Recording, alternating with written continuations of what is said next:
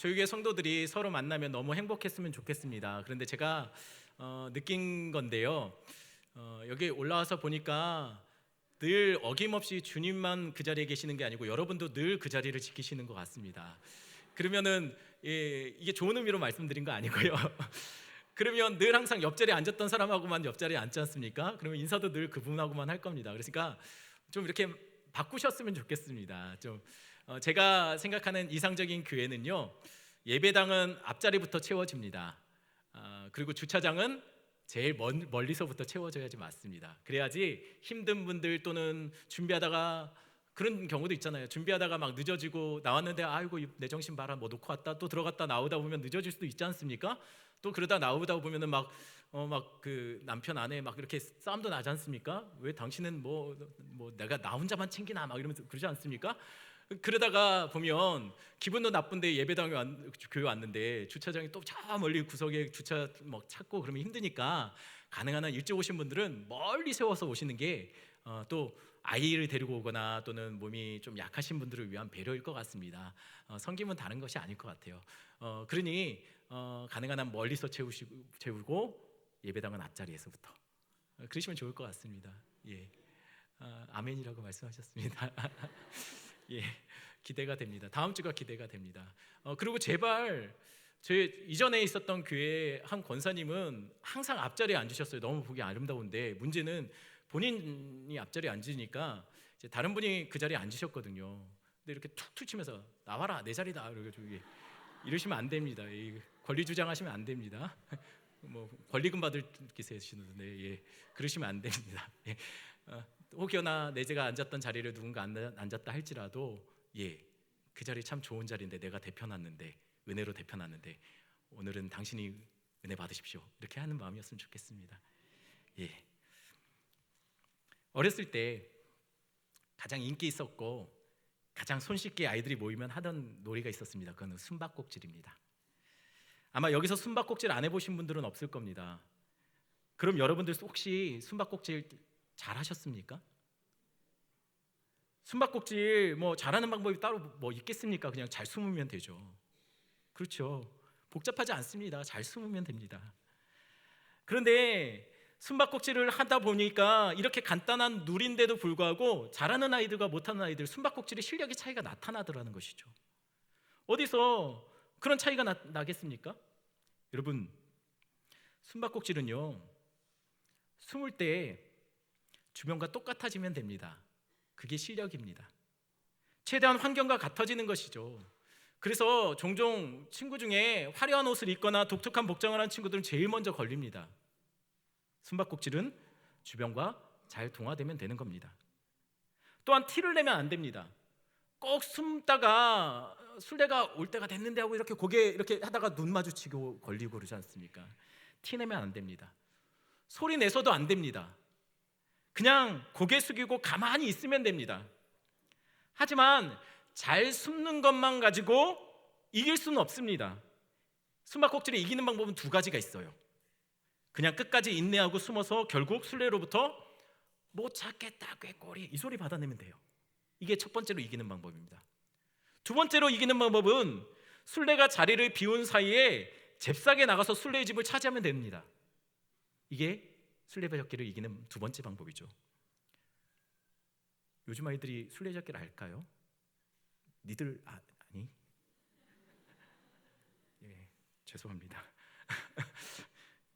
동물들 혹은 작은 곤충들 사이에서도 숨바꼭질을 잘하는 종류들이 있어요. 이들의 숨바꼭질도 아이들의 숨바꼭질과 그렇게 다르지 않습니다. 주변과 잘 동화됩니다. 가능한 한 자기 소리를 내지 않고 주변의 색계에 자기 색깔을 맞춰가죠. 위장을 해야 한다는 것이에요. 동물들도 그들의 숨바꼭질에서 이기는 방법은 두 가지가 있습니다. 첫 번째, 영원히 숨죽이고 숨어 지내는 것. 자신의 생존을 위해 침묵하며 주변과 색을 맞추어 포식자에게 걸리지 않고 그냥 가만히 버티는 것.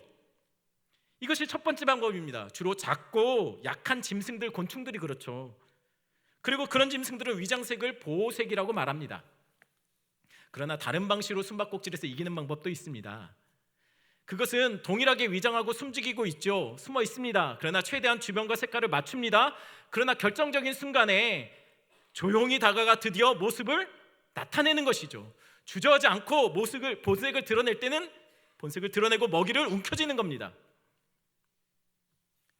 그들의 술래잡기의 위장은 자신의 생존을 위해 보호받으려고 안전을 위해 하는 거 아닙니다. 목표를 취하기 위해서 조용히 다가가는 거죠. 주로 맹수들이 먹잇감을 얻기 위해 그와 같은 위장을 하죠.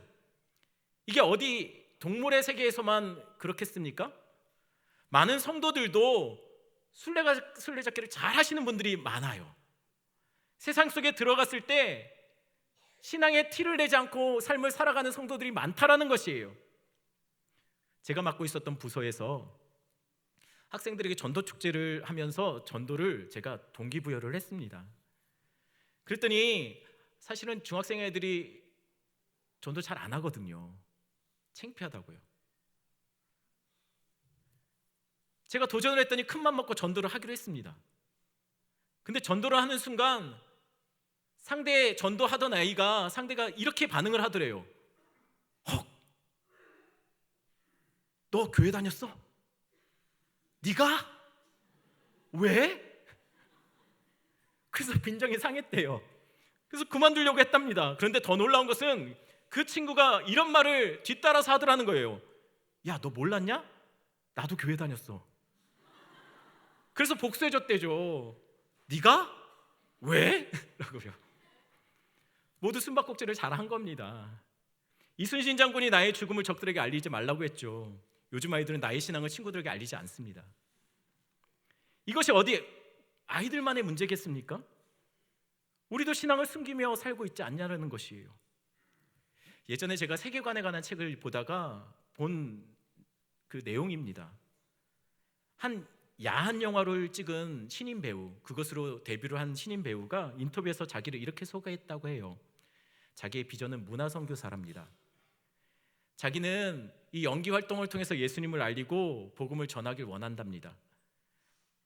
여러분, 도대체 그녀의 신앙을 통해서 그녀의 신앙이 왜 이 영화를 찍으면서 자기 신앙 고백을 했는지 제가 잘 이해가 안 됐습니다. 저는 그 영화가 야하고 내용도 대략 난감하다는 이야기를 들었기 때문에 그 여주인공이 크리스찬일 거라고는 조금도 생각해 본 적이 없습니다. 그래서 깜짝 놀랐던 것이죠.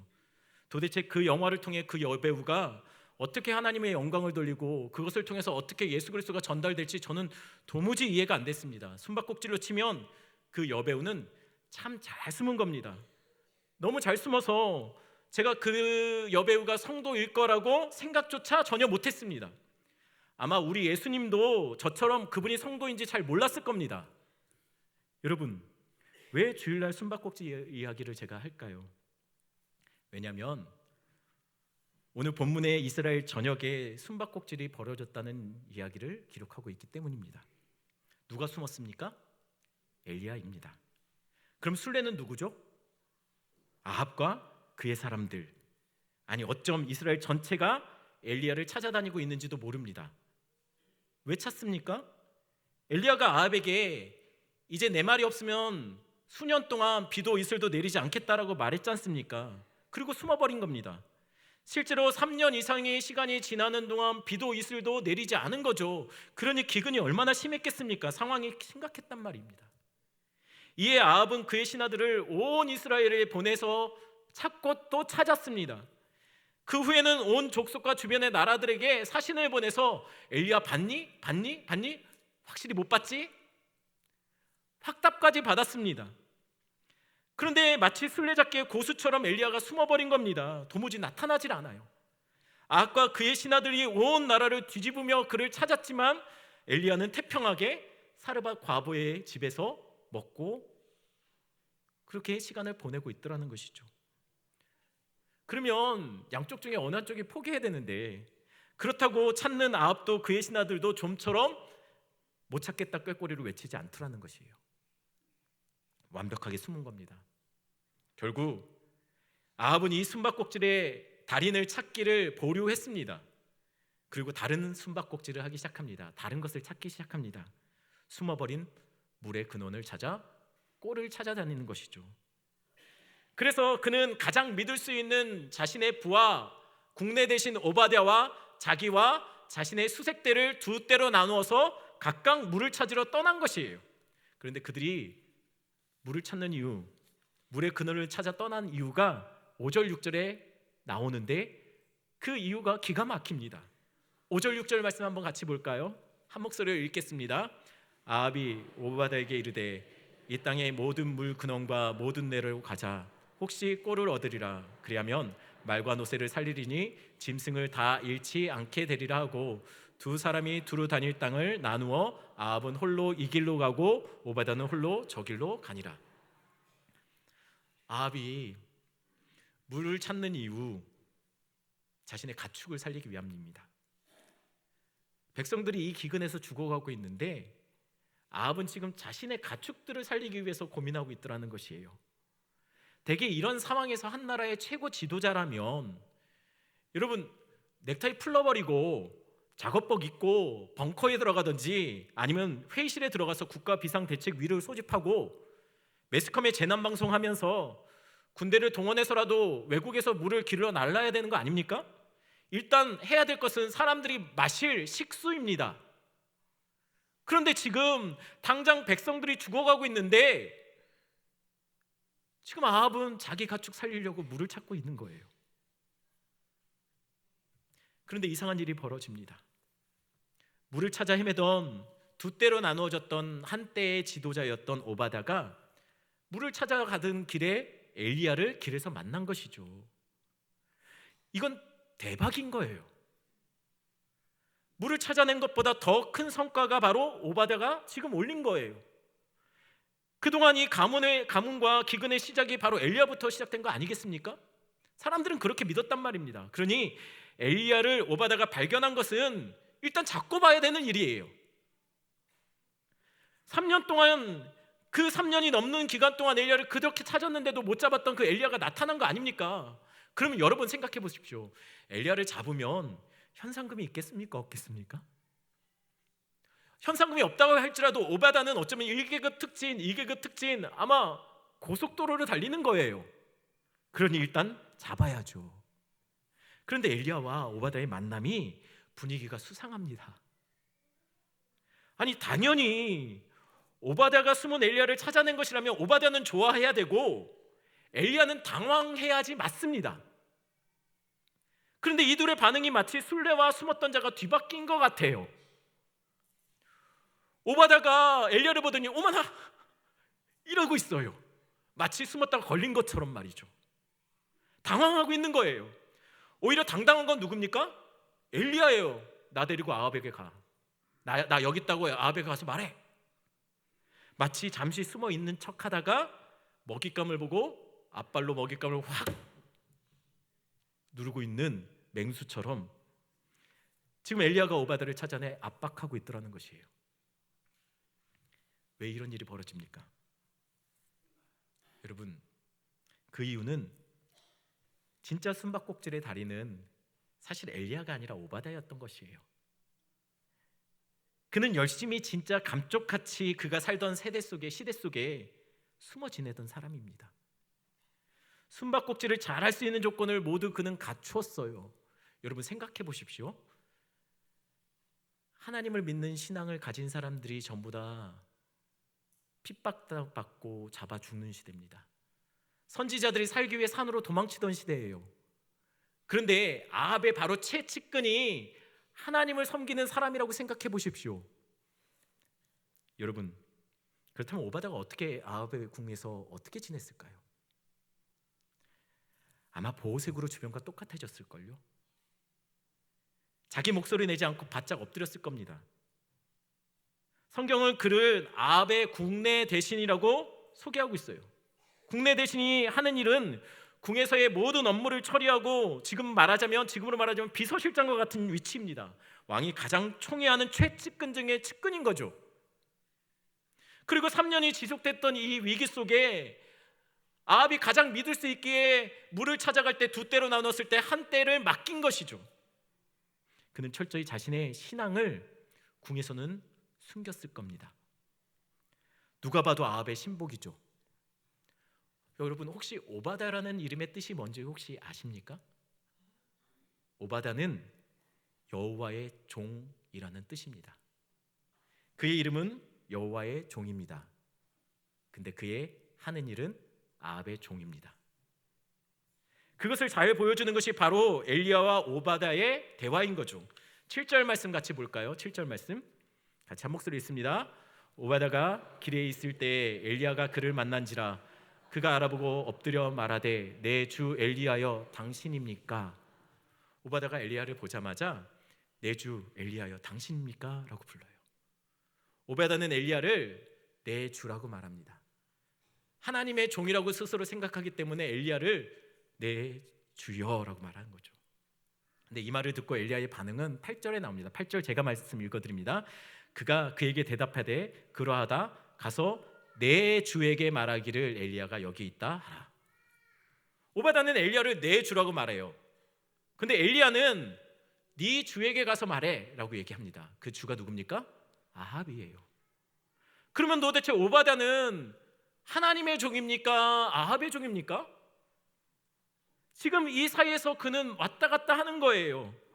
제가 어렸을 때 종종 겪게 된 일이었습니다. 어머니는 늘 아버지가 사업을 아버지가 하는 일들마다 저희 아버지는 참 되는 일들마다 다 안 되셔가지고 사업에 실패해서 돈을 잘 못 갖고 들어오셨어요.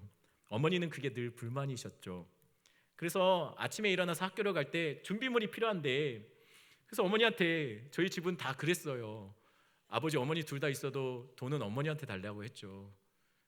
그래서 엄마 저 준비물이 필요한데 돈 좀 주세요 라고 말하면 아버지가 없으면 쉽게 받아낼 수 있는데 문제는 아버지가 옆에 계시면 어머니는 종종 이렇게 말합니다. 네 아빠에게 받아라. 제가 저희 어머니한테 말했는데 네 아빠한테 받아야 될 상황이 된 거예요. 그래서 제가 아버지한테 아버지 돈 좀 주세요 라고 말하면 제 아버지도 똑같이 반응하죠. 네 엄마한테 달라고 해.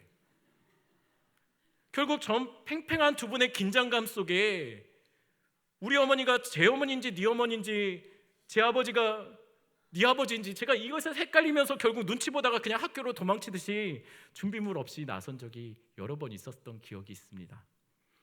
오바다는 엘리야를 내 주라고 말합니다. 근데 엘리야는 네 주는 아합이라고 말해요. 이 사이에서 그는 여호와의 종도 아니고 아합의 종도 아니고 어디에 속하지도 못한 존재가 되어버린 거예요. 그러니 오바다는 속상한 마음에 다음과 같이 말합니다. 9절 말씀입니다. 한 목소리 있습니다. 이르되 내가 무슨 죄를 범하였기에 당신이 당신의 종을 아합의 손에 넘겨 죽이게 하려 하시나이까? 오바다는 여전히 말합니다. 당신의 종을 왜 이렇게 하십니까? 여전히 난 엘리야의 종 하나님의 편이라는 거예요. 그리고 아합과는 거리를 두는 거죠. 왜 당신의 종을 아합의 손에 넘겨 죽이려 합니까? 근데 아니 여러분 엘리야가 언제 오바다를 아합의 손에 죽게 했습니까? 그 이유에 대해서는 11절 12절에 나옵니다. 11절 12절 말씀 한번 한 목소리 읽어볼까요?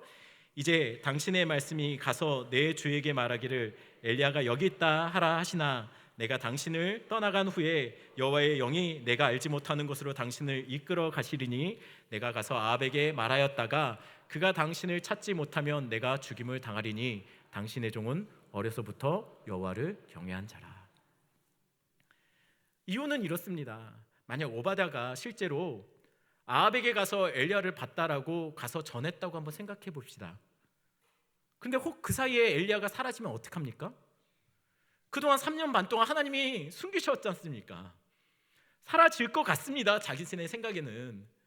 일단 잡아놓고 가는 것도 아니고 가서 말만 전했는데 혹 사라져서 없어지면 아합이 왜 잡지 않았냐고 자기한테 분명히 추궁할 거고 그러다 보면 자기도 죽을 수도 있습니다. 차라리 근데 이게 조금 나아요. 실제로 오바다가 더 걱정하는 것은 이것입니다.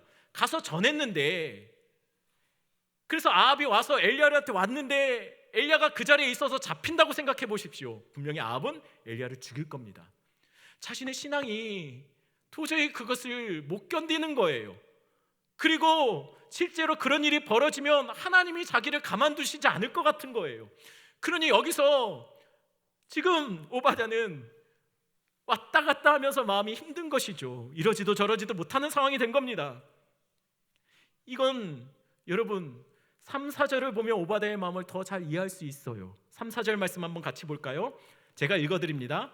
아합이 왕궁 맡은 자 오바댜를 불렀으니 이 오바댜는 여호와를 지극히 경외하는 자라. 이세벨이 여호와의 선지자를 멸할 때 오바댜가 선지자 100명을 가지고 50명씩 굴에 숨기고 떡과 물을 먹였더라. 오바댜가 이런 사람입니다. 그러니 어찌 엘리야를 넘깁니까?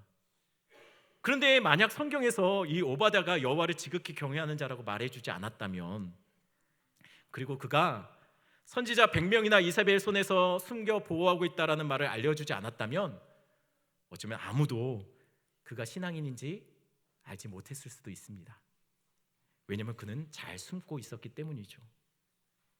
이세벨이 어떻게 해서든 이스라엘에서 여호와 신앙을 말살하려고 했던 시기입니다. 그러다 수많은 선지자가 죽임을 당하는 시대였습니다. 그런 시대 속에 아합의 궁 한복판에서 여호와를 경외하는 자로 살아간다는 것은 쉬운 것이 아니라는 것이죠. 그러니 아마도 그는 신앙의 색깔을 철저히 숨겼을 것이에요. 잘 숨기려면 최대한 티를 내지 않고 주변 사람들과 똑같이 행동했을 거라는 것이에요. 여러분, 오바댜가 궁에 출근하자마자 성경책을 읽고 기도하고 그렇게 일을 시작했을까요? 아니요, 그렇게 하지 않았을 겁니다. 그렇다고 우리는 그의 신앙을 비난할 수 있을까요? 직장에서 그가 성경 공부 모임을 만들고 전도를 하거나 해서도 안 됐을 겁니다. 그럼 그는 야성 없는 신앙인으로 우리가 그렇게 손가락질해도 되겠습니까? 드러낼 수 있음에도 숨기며 사는 것은 분명 문제입니다. 하지만 어쩔 수 없이 드러내지 못하는 상황 속에 있을 수도 있지 않습니까? 그건 어쩔 수 없는 겁니다. 혹시 이 중에 신앙의 색깔을 잘 나타내지 못해서 직장 생활하면서 마음이 힘드신 분 있다면 어쩔 수 없는 경우도 있다는 것이에요. 이것은 단지 직장에서만의 문제는 아닐 겁니다. 믿지 않는 사람들과 하는 모임, 믿지 않는 가족 속에서 때때로 우리는 우리의 신앙의 모습을 드러내지 못하며 오히려 드러내는 것보다 드러내지 않는 것이 유익일 때가 있다는 것이에요. 오바댜의 이름은 여호와의 종이라는 뜻입니다. 그러나 그는 직장에서는 아합을 섬기는 자로 일하고 있었습니다. 그러니 철저히 상급자인 아합의 요구에 그의 지시에 따라 업무를 수행했을 것이에요. 그러다 분명 때로는 원하지 않는 신앙의 양심에 상처받는 그런 업무를 맡게 되기도 했을 거예요. 여러분, 이세벨이 총 850명의 바알과 아세라 선지자를 곁에 두고 그들에게 먹을 것과 마실 것과 그들이 지낼 곳을 만들어 주었어요. 업무상 볼 때 분명 궁의 모든 살림을 책임지는 국내 대신 오바댜가 과연 그들과 무관한 일을 했을까요? 아마도 국내 대신이기 때문에 그들의 음식을 챙기는 것을 직간접적으로 그는 그 업무를 맡아서 봐야 했을 겁니다. 이뿐 아닙니다. 이세벨이 주의 선지자를 잡아 색출해서 죽일 때 그도 역시 직간접적으로 이 일에 연관되지 않았을까요? 그렇다고 여러분 오바댜를 비난할 수 있느냐는 거예요. 왜냐하면 그도 힘들었어요. 그도 이 일을 놓을 수 없는 이유가 있었다는 거예요. 신앙이 흔들렸지만, 양심의 거리낌이 있었지만 그래도 그 자리에 있어야 될 이유가 있었다는 것이에요. 그가 그 자리에 버티고 있는 이유가 있습니다. 그곳에 그가 있어야 할 이유가 있었다는 거예요. 그가 국내 대신으로 있어서 어쩌면 선지자를 잡아 죽이는데 어느 정도 영향 얻는 자기가 할 일들 업무를 보고 있었기 때문에 어쩌면 이세벨이 선지자를 잡아 죽이기 전에 먼저 선지자를 100명이나 보호할 수 있었던 거 아닐까요? 그가 높은 자리에 있었기 때문에 100명을 먹이고 그 가문의 기근 상황 속에 선지자들을 먹이고 물을 마시게 할 수 있는 그 재력을 만들 수 있었다는 것이에요. 그는 여호와의 종이지만 아합에게는 좋은 부하였다라는 것이죠. 때로는 우리는 신앙을 드러내지 못하며 살 때도 있습니다. 때로는 신앙적 양심이 우리를 힘들게 하지만 그래도 우리의 믿음을 드러내지 않고 가만히 있어야 할 때도 있다라는 것이에요. 예수 믿으면 죽임을 당하고, 선교사가 추방되는 곳에서 선교사님들은 철저히 자신의 신분을 숨기고 들어가는 것이죠. 그렇다고 우리는 누구도 그 선교사님들을 비난하지 않습니다. 북한 땅에 숨어서 자신의 신앙색을 드러내지 않고 예배하는 지하교회 성도들이 있습니다. 우리는 누구도 그들을 정죄하지 못합니다. 그것이 그들에게 최선이기 때문이죠. 마찬가지입니다. 오바다도 힘듭니다. 자신을 감추어야 했습니다. 아합을 섬기는 자로 그는 최선을 다해 일했습니다. 아합에게는 가장 믿을 수 있는 부하가 됐던 것이에요. 그래서 신앙의 삶을 제대로 살지 못했을 겁니다. 어쩌면 오바다는 구역 예배 드리겠다고 일찍 퇴근하는 것은 꿈도 꾸지 못했을 거예요. 오늘 본문에서처럼 그는 물을 찾아서 출장을 떠나게 됩니다. 아마 출장도 잦았을 겁니다. 그러면서 아마 오바다는 수요 예배, 금요 기도에 엎드림 특세도 나오지 못했을 거예요. 부서에서 봉사하는 것 잘 못했을 겁니다. 단기 선교나 교회 수련회 봉사 같이 따라가기 위해서 직장의 일정을 조정하는 거 당치도 않았을 겁니다. 게다가 종종 신앙과 부딪히는 일이 맡겨졌을 때 그는 마음이 더더욱 힘들었을 겁니다. 분명 오바다도 힘들게 그 자리를 버티고 있는 것이에요. 그럼 여러분, 힘들면 에이 모르겠다, 사표 쓰고 던지고 그만두면 되는 거 아니겠습니까? 뭐처럼 힘든데 버팁니까? 멋있게 사표 던지고 나오면 더 신앙인다운 모습 아니겠습니까? 종종 신앙 좋은 청년들 중에 직장 생활을 많이 힘들어하며 이직을 생각하거나 실제로 그만두고 나와서 좀처럼 직장을 얻을 생각을 못하는 청년들이 있었습니다. 제 주변에 그런 청년들이 많았습니다. 왜 직장을 그만두었는지, 왜 직장 생활을 힘들어하는지 들어보면 직장 생활하다 보니 신앙을 지키기가 힘들다는 거예요. 신앙을 비우는 사람들 속에 참을 수 없어서 더 이상 못하겠다는 겁니다. 또는 일이 많아서 자기가 맡고 있는 찬양팀, 목자교육 이런 거에 참석하기 힘들어서 못하겠다는 거예요. 휴가 기간을 조정이 안 돼서 단기 선교를 갈 수 없어서 직장을 그만둬야겠다는 거예요. 신앙 때문에 어쩔 수 없이 직장을 포기하고 기도 부탁하기는 신앙생활과 나의 교회 사역을 잘 감당할 수 있는 그런 직장을 구할 수 있도록 해달라고, 기도해달라고 부탁하더라는 거죠. 그러나 안타깝게도 그런 직장은 많이 없습니다. 세상은 그렇게 성도들과 그들의 신앙에 호의적이지 않기 때문이죠. 어느 곳에도 우리의 신앙을 다 봐주며 배려하는 것은 없을 것이라는 생각이 듭니다. 하지만 그럼에도 때로는 우리가 속한 곳이 우리의 신앙을 색을 다 드러내지 못한다 할지라도 우리 마음처럼 그곳에서 마음껏 신앙에 기도하며 말씀 공부하고 서로 신앙의 동지들이 모여서 같이 신앙으로 나눌 수 없다 할지라도 그럼에도 죄 짓는 것 아니면, 진리에 어긋나는 것 아니면 하나님이 보내신, 하나님이 있으란 그 자리에서 묵묵히 자리를 지켜내는 것도, 버티는 것도 신앙입니다. 있어야 할 이유가 있다면 하나님이 나를 보내신 그 자리에서 주신 사명 감당하며 그 자리에 머물러 있는 것이 신앙이라는 것이에요. 오바다는 그 자리에 있었기 때문에 100명의 선지자를 살릴 수가 있었던 거예요. 내가 있는 직장에서, 안 믿는 가족 속에, 또는 깨어진 관계 속에, 힘든 공동체 속에 그래서 죽기보다 머무는 것이 더 싫은 곳이라 할지라도, 떠나고 싶고 그만두고 싶다 할지라도 때로는 내가 그곳에 있음으로 지켜낼 수 있는 것이 있다면, 내가 있음으로 해서 누군가 주님을 알게 된다면 버티는 것이 신앙인의 자세라는 것이에요. 그럼에도 오늘 오바다는 엘리야를 만나야 합니다.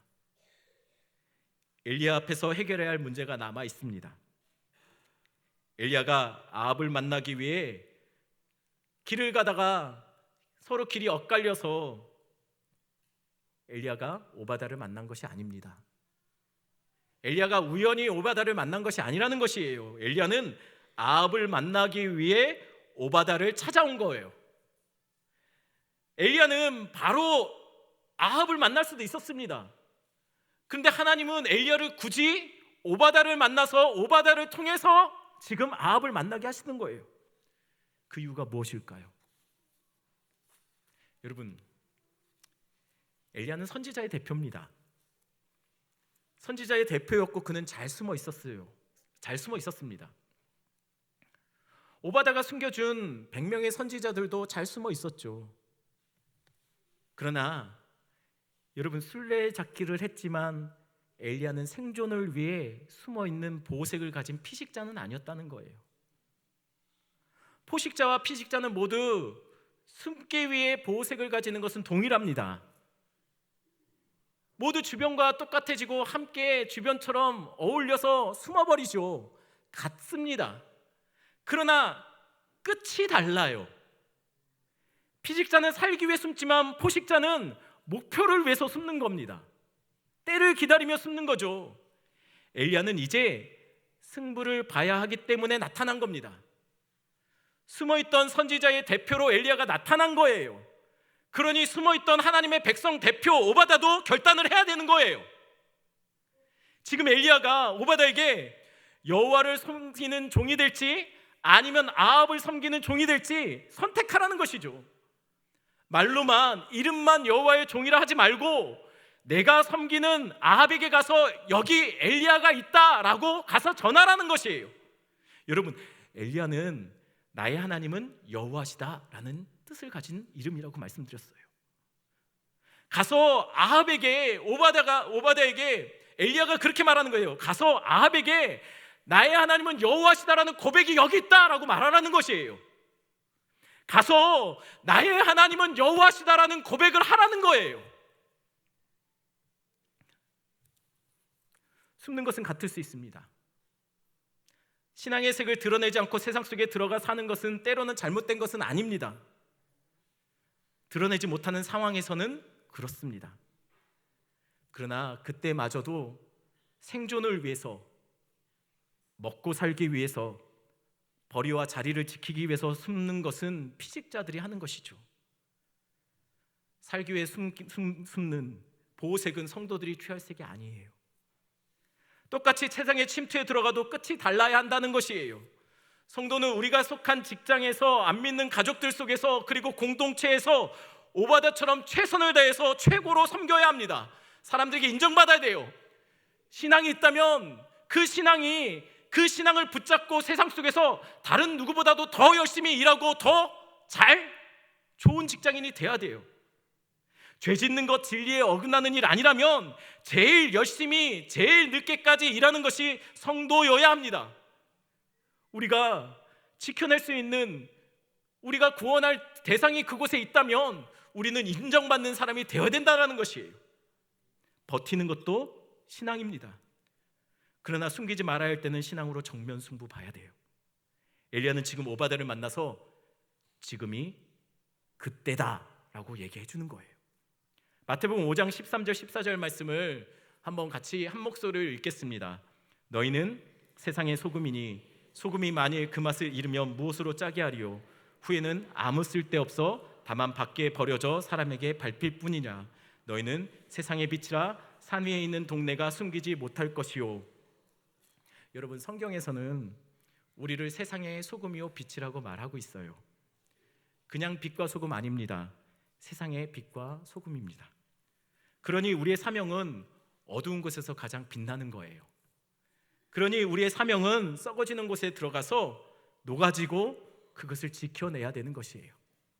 세상과 담쌓는 것은 신앙인의 모습이 아닙니다. 이전에는 수도원을 만들고 영성훈련하는 것을 최고의 가치로 삼던 시대가 있었어요. 우리나라에도 산이란 산에 조용한 곳은 기도원이 있고 영성훈련원이 있었죠.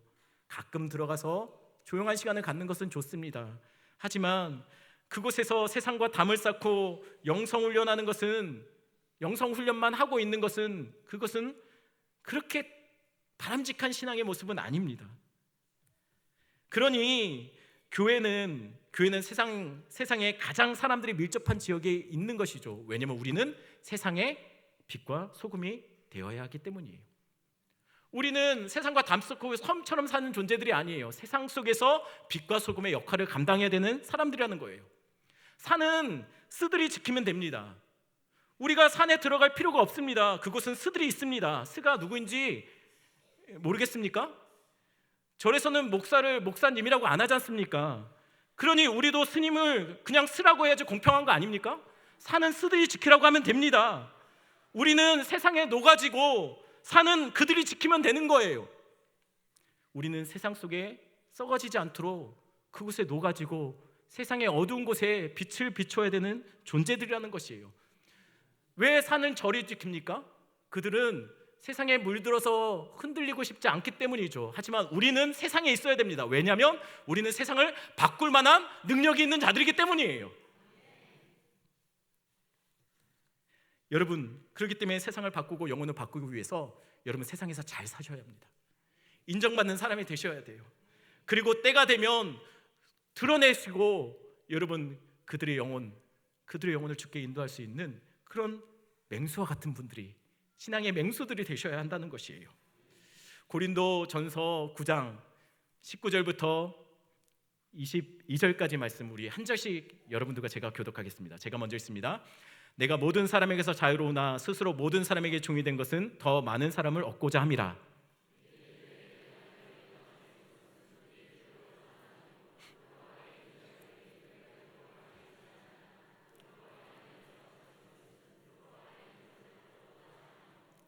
율법 없는 자에게는 내가 하나님께는 율법 없는 자가 아니요 도리어 그리스도의 율법 아래에 있는 자이나 율법 없는 자와 같이 된 것은 율법 없는 자들을 얻고자 함이라.